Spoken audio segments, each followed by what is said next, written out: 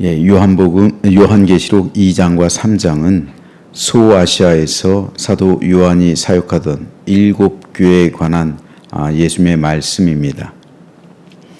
이 교회들은 이 세상에 있는 모든 교회를 대표하는 교회들을 상징합니다. 즉 지상에 있는 모든 교회는 이 교회들 가운데 한 교회의 특성을 지니고 있습니다. 주님은 이 교회들을 향해 권면의 말씀을 각각 주십니다. 이에 관하여 도표로 한번 살펴보겠습니다. 에베소 교회의 특징은요, 한마디로 말하면 정통 고수에만 집착했던 교회입니다. 주님은 에베소 교회를 이렇게 칭찬하세요. 선행, 인내, 악에 대한 배격, 교회 질서, 확립, 주를 위한 성실. 책망하신 말씀은 처음 사랑을 잃어버리고 퇴보했다는 것이고요. 당부의 말씀은 구원의 첫 사랑을 점검하고 회복하라는 것이고요. 약속의 말씀, 하나님의 낙원에 있는 생명나무 과실을 줄 것이다. 에베소 교회가 상징하는 것은 상징하는 교회는요, 정통 고수에는 열심이지만 사랑을 상실한 교회를 예표하고 있습니다. 서머나 교회는요, 가난하지만 부유했던 교회. 주님은 영적인 부를 누리고 있다라고 서머나 교회를 칭찬합니다. 책망이 없어요. 서머나 교회는. 당부의 말씀은 열흘간 환난을 두려워하지 말라. 죽도록 충성하라. 약속은요, 생명의 면류관, 관이라고 번역했으니까 관이라고 하겠습니다. 생명의 관을 주리라. 그리고 둘째 사망을 피하게 할 것이다. 즉 천국, 다 천국이에요. 약속은 다 결국은 이 7교회 주신 약속은 다 천국이다. 천국의 상징만 다른 거예요. 에베소 교회는 생명나무, 서머나 교회는 생명의 관, 면류관, 그리고 둘째 사망을 피하게 될 것이다. 상징하는 교회는요, 물질에 초연하고 헌신과 충성은 다하는 교회를 상징합니다. 버가모 교회는요, 우상 숭배했던 그 자리에 세워진 그 교회입니다. 고난과 순교의 위기에서 믿음을 굳게 지킨다는 것을 칭찬하고 있고요. 책망은 발람과 니골라 당의 교훈을 좇아 우상을 섬기는 이들이 있다. 당부의 말씀은 심판이 이르기 전에 회개하라. 즉 경고하시는 교회예요. 왜냐하면 지금 현재 우상 숭배하고 있는 그런 교회를 말하고 있기 때문에 그렇습니다. 약속은 감추인 만나와 흰돌, 새 이름을 줄 것이다. 감추인 만나, 아직 발견하지 못했다는 거예요. 버가모 교회는. 상징은 혼탁한 세대와 결탁한 교회, 즉 세속화된 교회. 그래서 지금 현재 우상을 숭배하고 있는 교회를 말합니다. 두아디라 교회는요, 악한 여선지자가 있는 교회, 즉 악한 지도자가 있는 교회예요. 칭찬은 사랑, 신령한 봉사, 믿음, 회개하는 모습이 있다는 거예요. 실제로 그 교회 가운데. 근데 책망은 뭡니까? 거짓 선지자 이세벨을 쫓고 있다는 거예요. 즉 악한 지도자들, 악한 리더를 쫓고 있다는 거예요. 악한 목사가 있다는 거예요. 쉽게 말해서 오늘날로 치면요. 그래서 우상 숭배를 하고 행음을 하고 있다는 겁니다. 그 지도자의 가르침을 따라서. 당부는 처참한 결말에 이르기 전에 회개하라는 거예요. 약속은 뭡니까? 만국 통치권과 새벽별을 줄 것이다. 상징은 많은 이단에 심취되어 진리를 떠나가고 있는 교회들을 상징합니다. 4대 교회는요, 특징은 살았다는 이름만 가진 교회예요. 교회는 교회인데 살았다는 이름만 가졌어요. 저기는 죽어 있다는 거예요. 그 속을 보면. 칭찬은 그러나 그 가운데 몇 사람은 영적 순결을 지키고 있다는 거예요. 교회 전체가 아니라 몇몇 사람은 영적인 순결을 지켜내고 있다. 몇 사람만. 책망은요, 극도의 형식주의, 영적 무기력, 행함이 없는 교회. 당부는요, 신앙을 점검하고 회개하라는 거예요. 약속은 그러면 흰옷을 입고 주와 동행하게 될 것이고 생명책에 이름이 오르게 될 것이다. 약속입니다. 상징은요, 그릇된 교리와 형식주의에 빠져 있는 교회를 상징하고 있습니다. 빌라델비아 교회는요, 연약하지만 충성스러운 교회, 작아요. 작지만 충성스러운 교회가 있어요. 칭찬은요, 적은 능력을 가지고도 철저히 순종하고 있다는 거예요. 작은 능력, 작은 달란트, 그리고 적은 능력 가지고도 철저하게 하나님께 헌신하고 있다는 거예요. 책망이 없어요. 이 교회도. 당부는 멸류관을 굳게 지켜내라는 것이고, 약속은 하나님의 성전의 기둥이 될 것이고, 새 예루살렘에서 예수님의 이름을 그 위에 기록할 것이다는 약속이에요. 상징은요, 말씀을 잡고 바른 신앙을 견지하는 교회입니다. 라오디게아 교회는요, 부유하지만 가난한 교회. 대교회처럼 아주 큰 교회인데 실질적으로는 가난한 교회. 칭찬이 없어요, 이 교회도. 이 교회는 칭찬이 없어요. 유일하네요, 그죠? 유일하게 이 교회는 주님께서 칭찬하지 않았어요. 책망은요, 미지근하다, 교만하다, 영적으로 가난하다, 영적으로 수칠당하고 있다, 영적으로 소경이다. 당부는요, 자신을 돌아보라, 차든지 덮든지 하라, 회개하라, 열심을 내라는 것이고, 약속은요, 주와 친밀한 교제를 나누게 될 것이고 주의 보좌에 앉게 될 것이다 하는 약속을 주고 있습니다. 상징은요, 세태를 쫓아 인기를 누리며 물질적 부를 누리는 세속화된 교회를 상징하고 있어요. 자, 세상 모든 교회는 이 7 교회 중에 하나의 특징을 가지고 있어요. 그럼 우리 교회는요? 우리 교회는 이 교회 가운데 여러분 한번 점검해 보세요. 이 교회 가운데 우리 교회는 어떤 교회일까요? 예수님 보실 때 주님, 우리 심장을 우리 중심을 살피시는 하나님 눈으로 보실 때 우리 교회는 어떤 교회일까요? 저는 빌라델비아 교회가 되기를 소망합니다. 크지 않아요, 우리 교회는. 하지만 충성스러워요.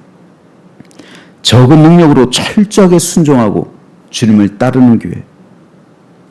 그래서 하나님의 성전의 기둥이 되고 새 예루살렘에서 예수님의 이름을 그 위에 기록할 것이며 이 땅 가운데 말씀을 잡고 바른 신앙을 견지해내는 교회. 그래서 우리의 복음의 삶을 끝까지 버텨내는 그런 교회가 되어야 할 줄로 믿습니다. 오늘 이 가운데서 빌라델비아 교회 잠깐 살펴보겠어요. 제가 바라는 교회입니다.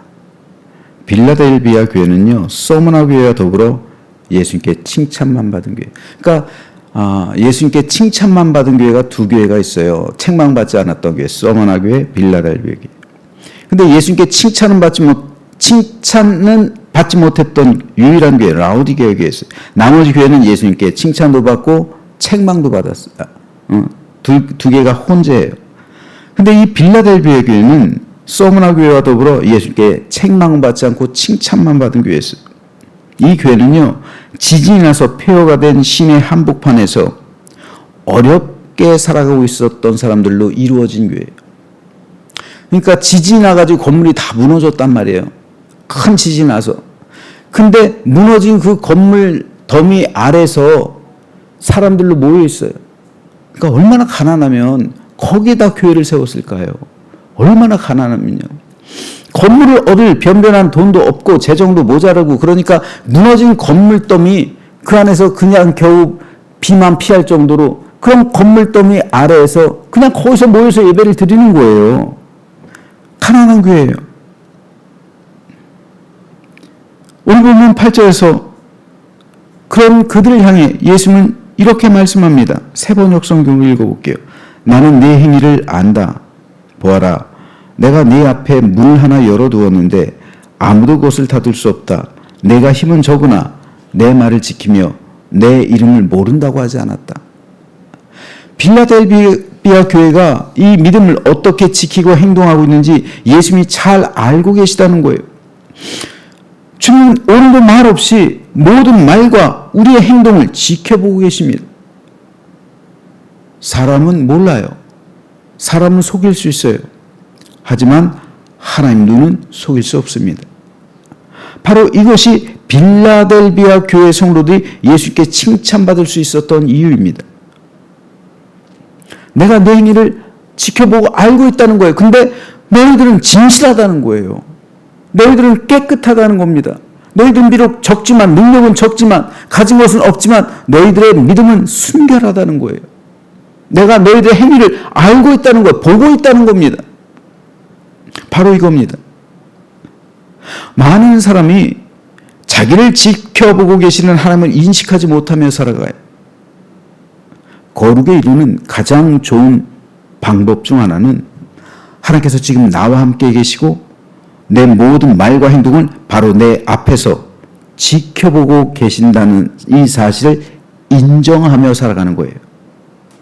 하나님이 지금 내 앞에 계시다면 내가 하나님 앞에서 이런 말을 할 수 있을까요? 하나님이 지금 내 앞에서 나를 똑바로 지켜보고 계시다면 내가 이런 행동을 할 수 있을까요? 하나님 앞에서 할 수 없는 말과 행동이라면 우리는 즉시 중지해야 합니다. 라틴어로 코람데오라는 말이 있어요.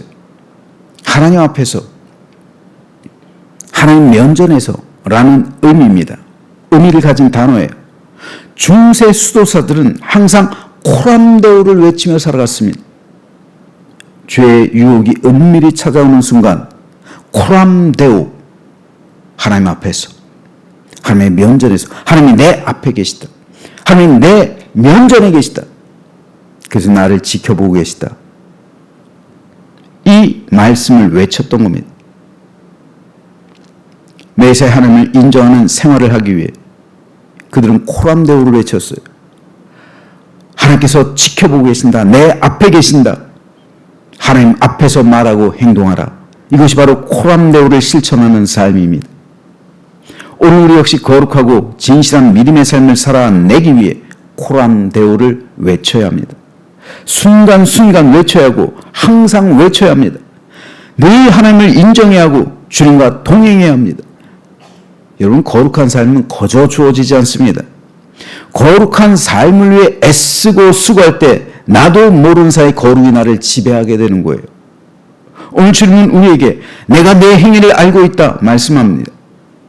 그 음성 앞에 부끄럽지 않도록 오늘부터 우리 역시 코람데오를 외치며 살아가는 삶을 살아가야 합니다. 그래야 우리 영혼이 거룩에 이릅니다. 그래야 우리 영혼이 순결과 정직과 거짓 없는 믿음이 됩니다.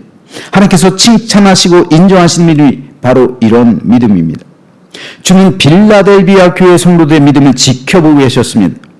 그래서 내가 네 행위를 다 알고 있다 말씀하시는 거예요. 이것은 그들을 위한 위로입니다.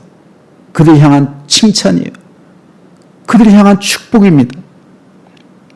그 결과 그들은 내가 작은 능력을 가지고도 내 말을 지켜내고 나를 부인하지 않고 있다라는 칭찬을 받았어요.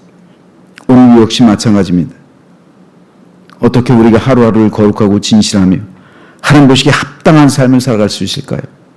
죄의 유혹과 세상에 속한 욕심과 잘못된 생각과 말을 하기 전 우리는 하나님께서 지금 내 앞에 계셔서 나를 지켜보고 계시다는 사실을 인식하면서 순간순간 코람데오를 외쳐야 합니다. 그럴 때 빌라델비아 교인들처럼 네가 작은 능력을 가지고도 내 말을 지켜내고 있다. 그래서 예수님을 배신하지 않는 삶을 살아가게 되는 겁니다. 그렇습니다. 그리스도인의 능력의 삶은 하나님 앞에서 하나님의 존전에서 시작됩니다. 사탄의 권세는 하나님의 존전에서 모든 힘과 능력을 상실합니다. 하나님 앞에서 사탄은 아무것도 아니에요.